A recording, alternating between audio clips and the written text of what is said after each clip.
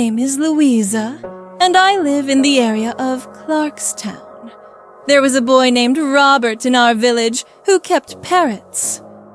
I loved parrots, and since he lived in our neighborhood, I approached him one day in the street. I asked if he could get me a pair of parrots. He agreed and told me to visit his house when I was ready.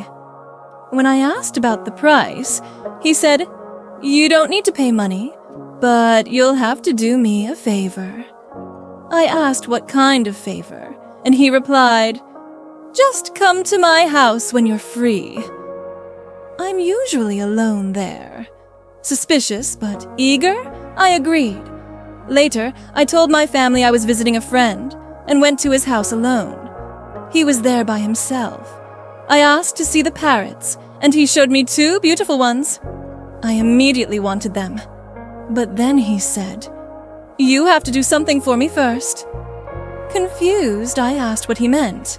He hesitated before saying, "Just keep me company. No one needs to know." My instincts warned me, but I ignored them. What happened next left me deeply uncomfortable.